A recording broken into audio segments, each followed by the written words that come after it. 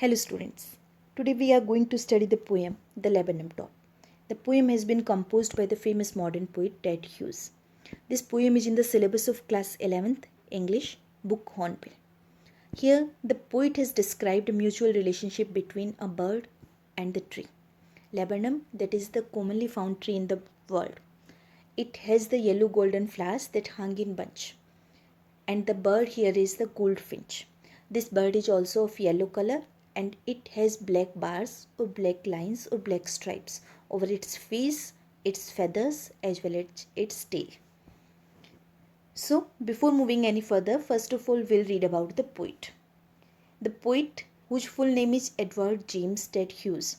He was a modern English poet and the critics best ranked him as one of the best poets of the later half of the 20th century. Ted Hughes is a special poet because he has created a very special poetic world in which the central characters are the animals and the birds. And he has linked those animals and birds with human spirit somehow. And one of the best thing about the poet is that he has also served as the poet laureate from 1984 up to his death in 1998. And about the poem, if we get the central idea of the poem, then the poem is based on the symbiotic relationship between the goldfinch and the laburnum tree that is also called the golden chain. Both have a mutual relationship like the tree that provides shelter and then security to the bird and its young ones. And the bird and the young ones, what do they do in exchange? That they creates a kind of liveliness in the tree.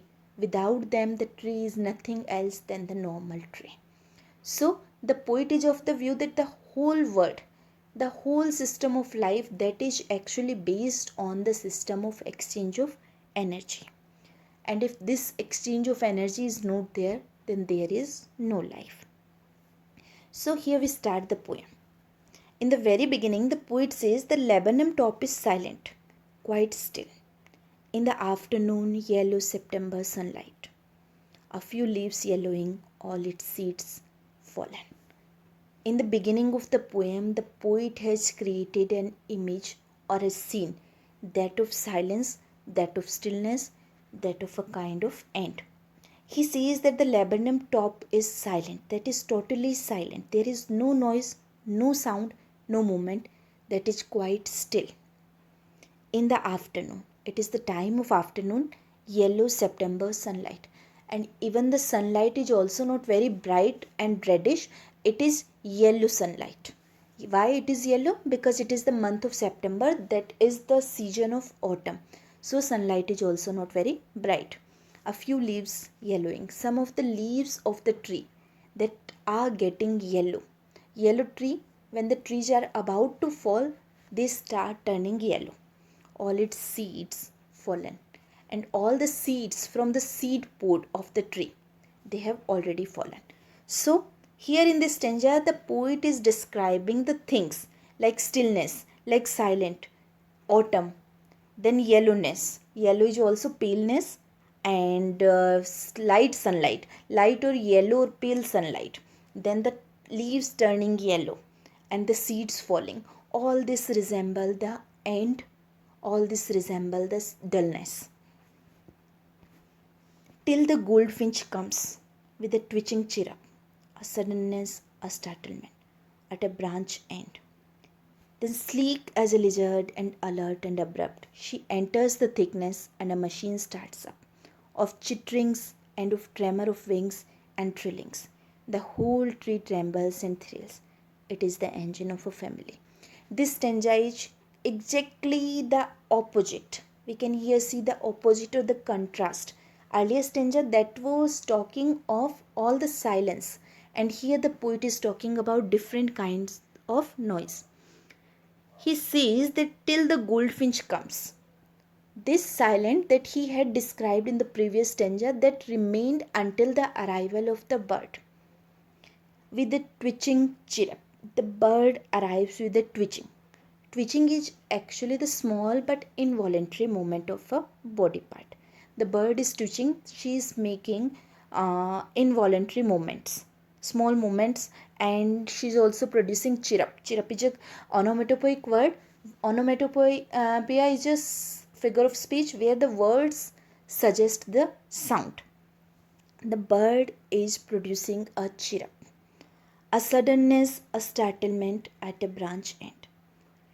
The bird comes and sits at the end of a branch, and there is a suddenness, a startlement, because earlier the branch they were totally still and silent, but all of a sudden there was a startlement. Startlement is an amazement at a branch end. Even the branch or the tree was amazed, everything was amazed, because the bird came and sat at a branch end part of a branch. Then sleek as a lizard, then in a very sleek, very gentle, very smooth manner, like a lizard. The tree has been compared here with, the bird has been compared here with a lizard. And why? Because on the basis of sleekness. And alert and abrupt. It was also alert and abrupt. Abrupt means sudden. She enters the thickness. Earlier it was sitting at the end part of the branch, but now very alert. She entered the thickness. Thickness means the part that has been surrounded with many branches, where the nest of the bird is. Here we can see some of the figures of speech, like suddenness, startlement, then alert, abrupt, sleek as a lizard. The poet says that the arrival of the goldfinch that was very sudden, very startling. It came, it sat on a branch end. Here the poet has used alliteration. Alliteration is the repetition of consonant sounds. Then sleek as a lizard. Then as a lizard, it made a very sleek movement, very alert movement, and very abrupt movement. And why it made a very sleek but alert movement?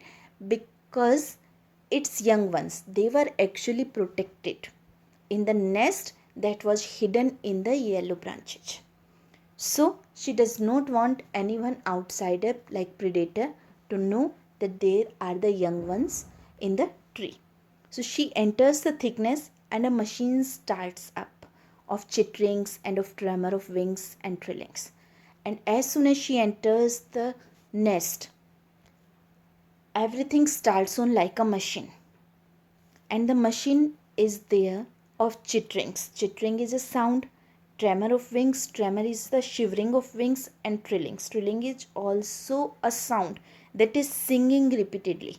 Mean the young ones, they start like moving and producing various sounds.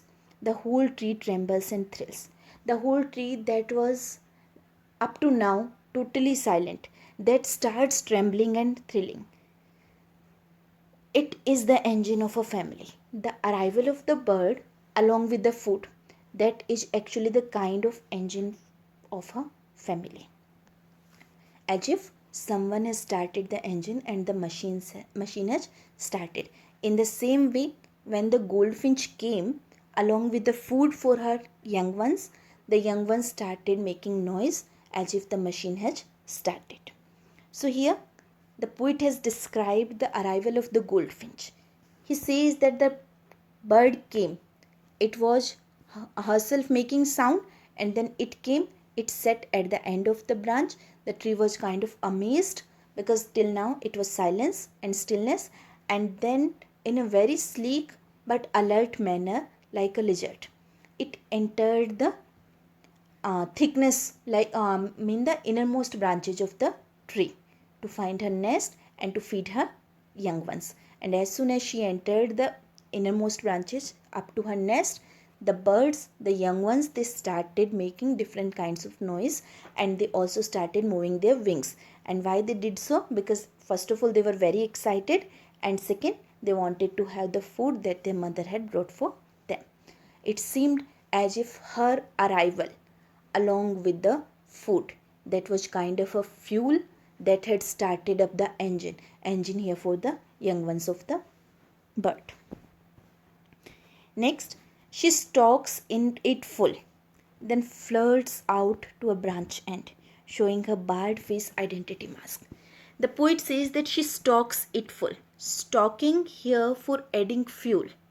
In the context of the poem, we can say that the young ones, those were like the engine for the machine, and the bird that stalked means she fueled the or she filled fuel in the engine. It means she fed her young ones. And after feeding the young ones, then flirts out to a branch end. She flirted out. Flirted mean here for making abrupt. Abrupt means sudden and jerky movements. She came showing her barred face identity mask. She once again came to the end of the branch, and while coming, she showed her barred face identity mask. Her face that is barred because that has the black lines or stripes on it. They have been said to be an identity mask with the help of the metaphor. Her bars have been compared to an identity mask.